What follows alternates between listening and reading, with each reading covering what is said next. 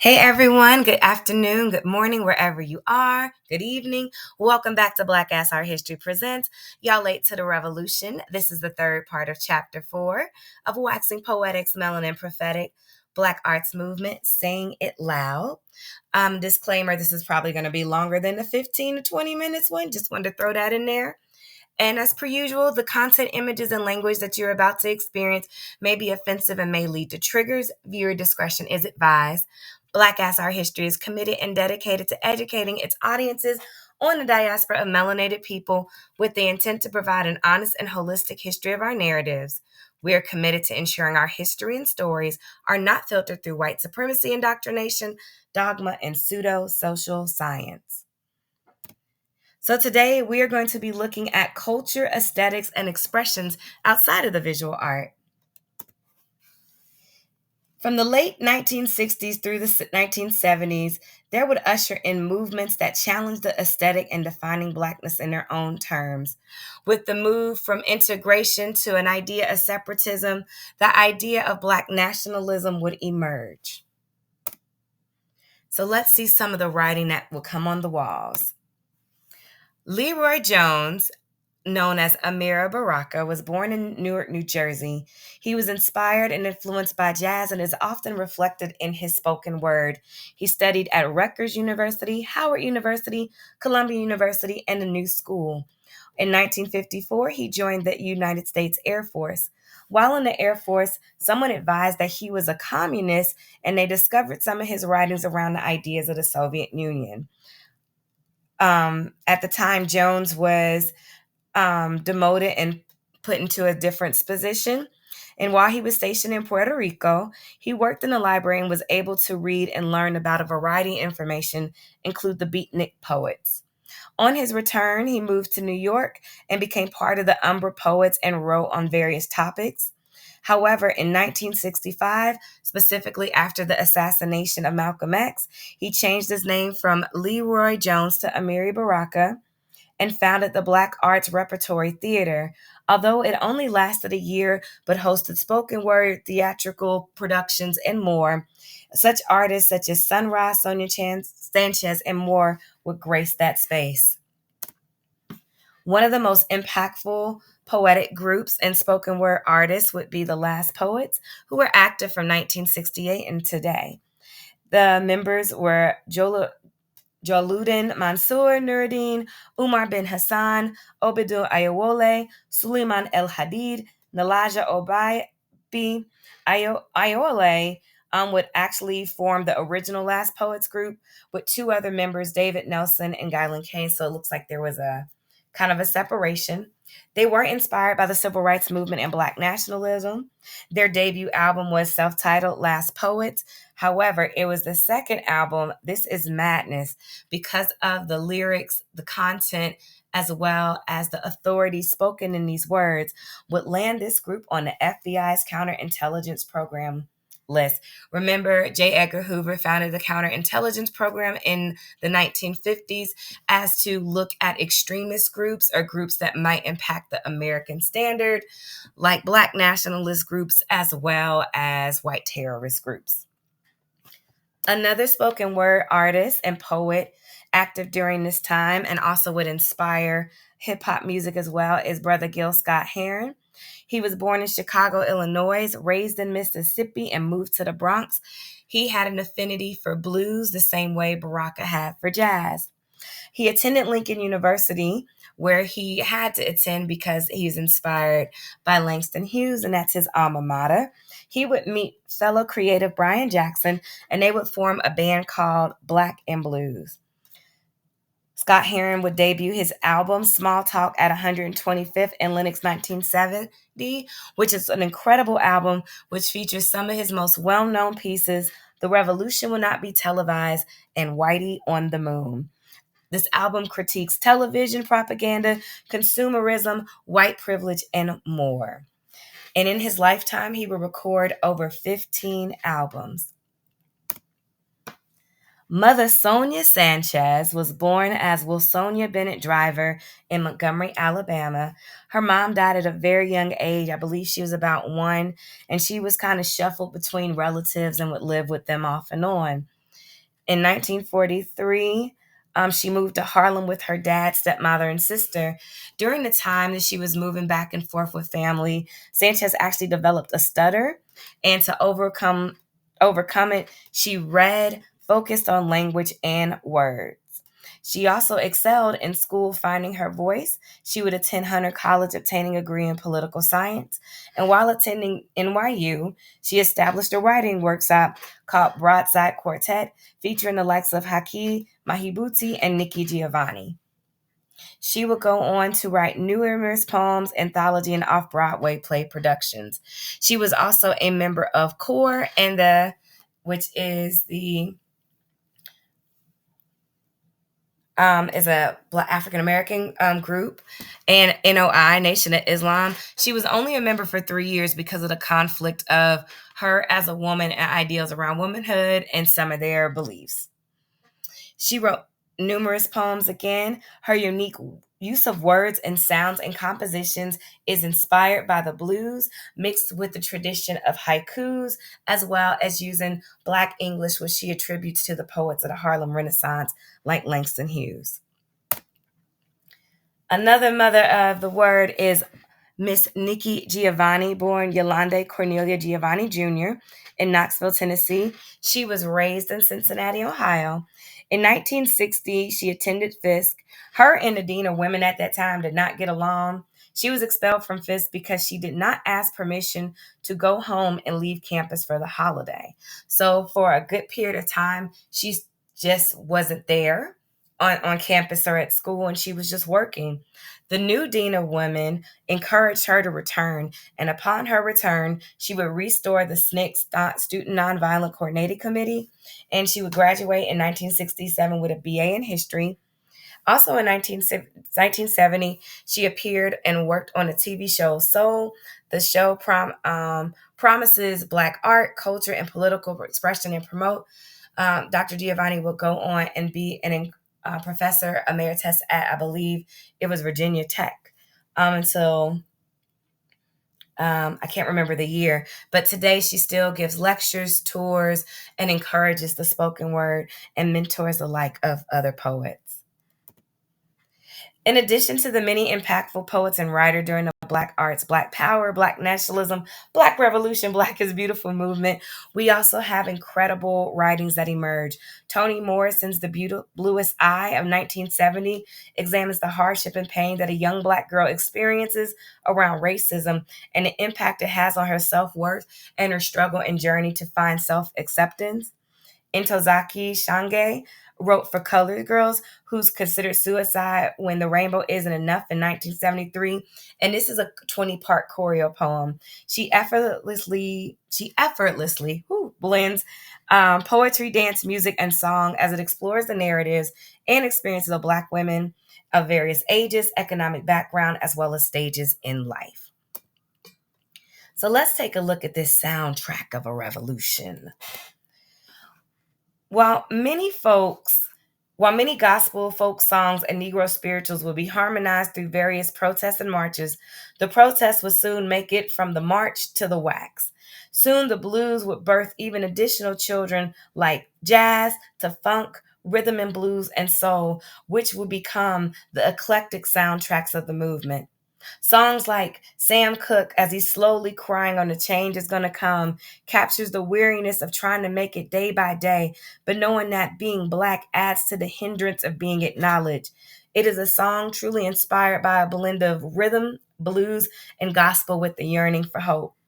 Gospel singing group The Staple Singers' Freedom Highway was that good old foot stomping, hand clapping gospel, encouraging folks to continue to march and not be turned around. Lastly, the incomparable Nina Simone's Mississippi Goddam shares the numerous stories of the struggles of Black folk from all over the United States, and she specifically calls out Tennessee, Alabama, and Mississippi for some of the most atrocious acts. This is the same woman that said, "I'll tell you what freedom to me is, no fear." And like her and many other artists during this movement, there was no fear. But it would be August of 1968. James Brown had made a proclamation. We were not colored, but we were Black and proud. According to Al Sharpton, while Brown was in California, he was becoming frustrated and overwhelmed with the state of Black people and that the fact that he felt we lost our pride. This is what inspired him to create Say It Loud. This would become the unofficial anthem of the Black Power, Black nationalist movement. The same year, the Impressions would release this album, This Is My Country. And of course, Curtis Mayfield is in the Impressions. And the second part of the verse, the lyrics are powerful because it says, I've paid 300 years or more of slave driving sweat and welts on my back. This is my country. It's that declaration of Black Americans living in America as this time, whether as enslaved or free, we are the reason that this country exists. What's Going On by Marvin Gaye is an album of emotions, contemplation, reflection, and more. And this was probably a cathartic process for him and helped with him coping. In 1970, Gaye's partner, singer Tammy Terrell, succumbed to brain cancer, and he was still in mourning. The song, the song "What's Going On," which is also the name of the album, was made its way to Gaye by way of Obie Benson. Benson is one of the members of the Four Tops and had written the song. When he presented it to the Four Tops, they declined as they said they did not want to make a protest song. This song would also leave an impact and really channeled the moment and of the movement.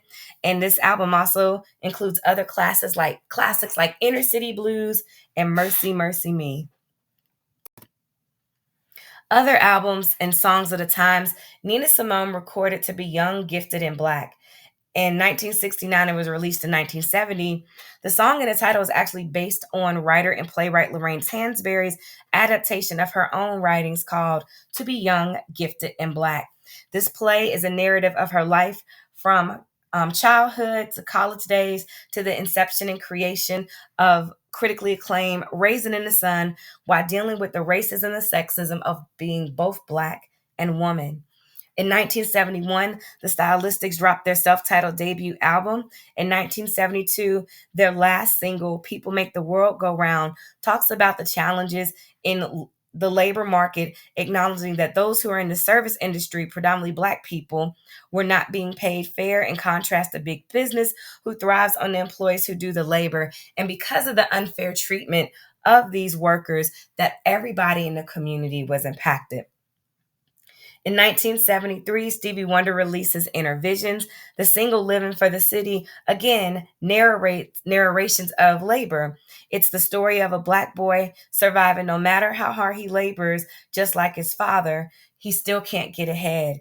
It is the commentary on how Black people continuously labored in this country, forced and willingly, but still have the challenges of not being acknowledged for their work, being compensated for it, and still have their humanity addressed. The same year, in 1973, Donny Hathaway would drop Someday We'll All Be Free. Many have clung to this song as motivation of hope to continue forward and to press on. Although this time Hathaway was diagnosed with paranoia schizophrenia, as well as dealing with his own inner struggles of his mental well-being. The lyrics were written by Edward Howard, who had watched his friend go through this mental struggle and said that is what inspired him to create that. Other musicians that had huge impact at the time are groups like Earth, Wind, and Fire and Isaac Hayes. Both both them would contribute more than just the soundtracks to our lives, but the soundtracks to films. In 1970s, we get Blaxploitation. Both Sweet Sweetback's Badass Song and Shaft made their theatrical debut in 1971.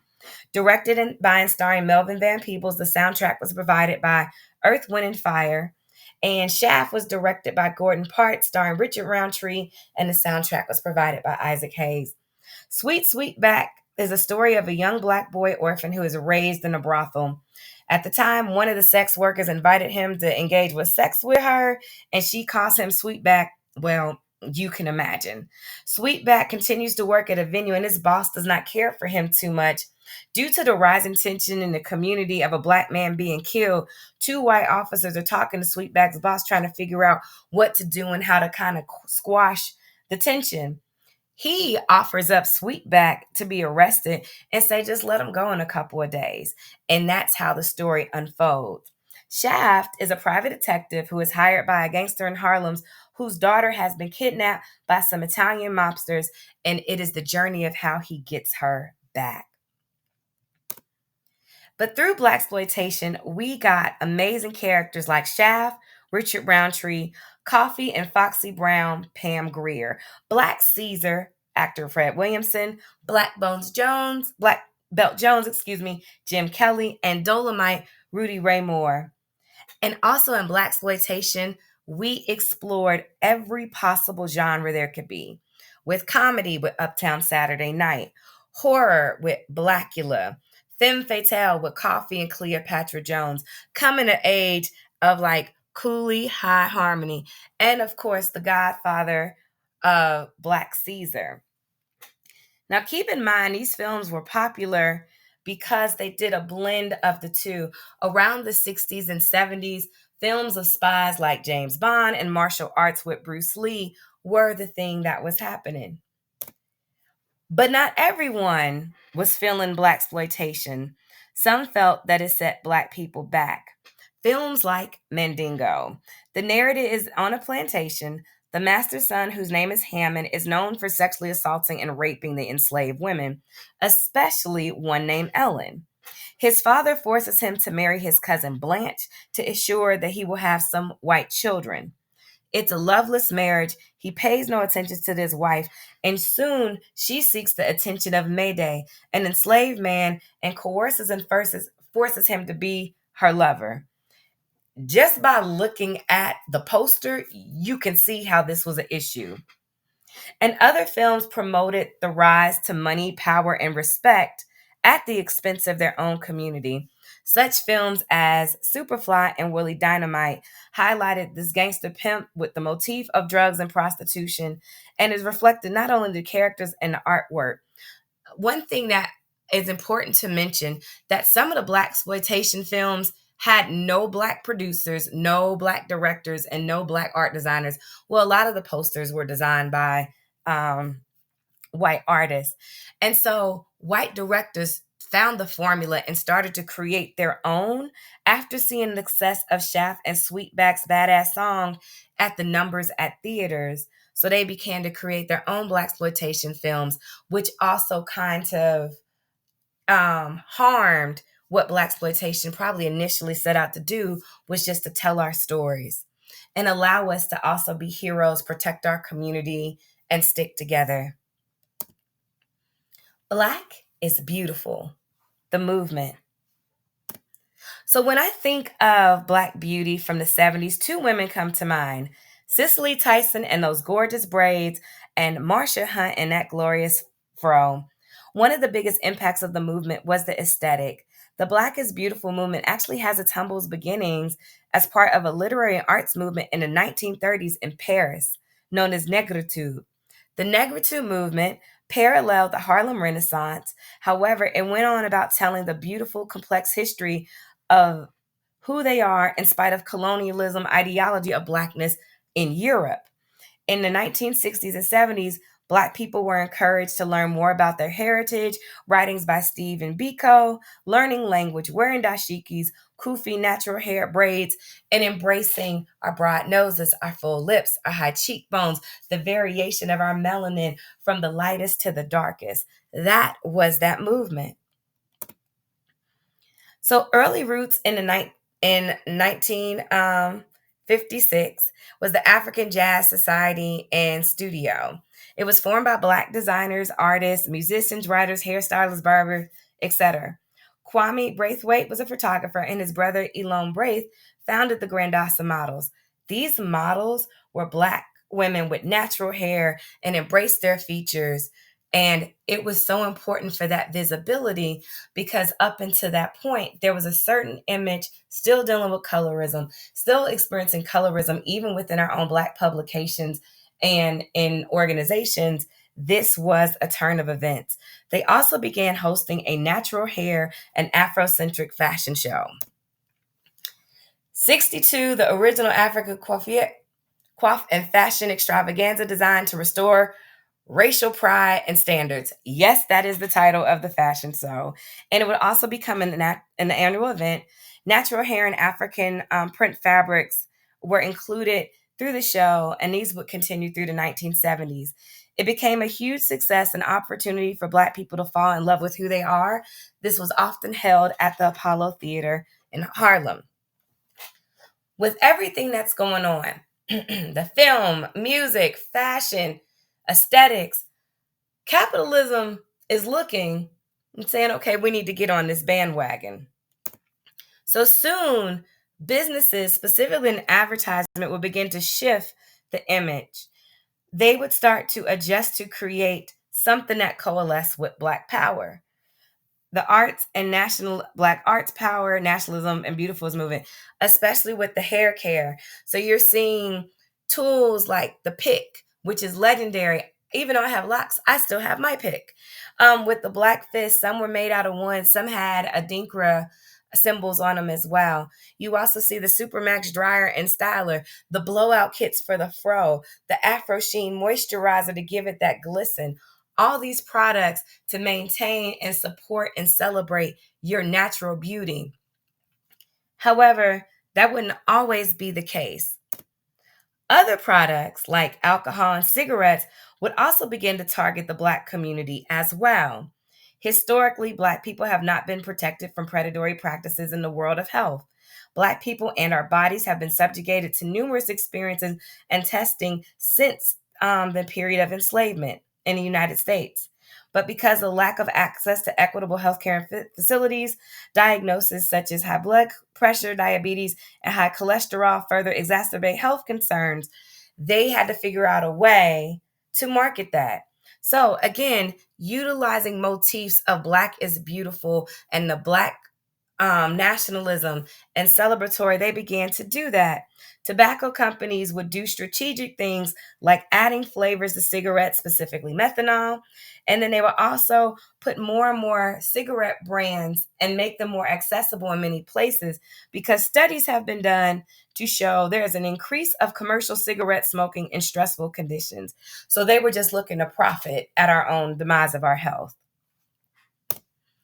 But the recap: creative writing, spoken word poetry, and theater provided education, information, and expression of the movement. Hundreds of songs created a soundtrack of resistance that are still played in today's times when there is injustice and we protest. Through Black exploitation, we were able to be our own heroes, take back our communities, and demonstrate resistance and whoop ass against the white establishment. And through the celebration of our natural beauty and returning to the roots and making connection with the motherland, we learned that not only is our Black beautiful, it is also brilliant and bold and benevolent. Thanks for watching, you guys. Stay tuned for our very last episode of the unit, Y'all Late to the Revolution. Peace.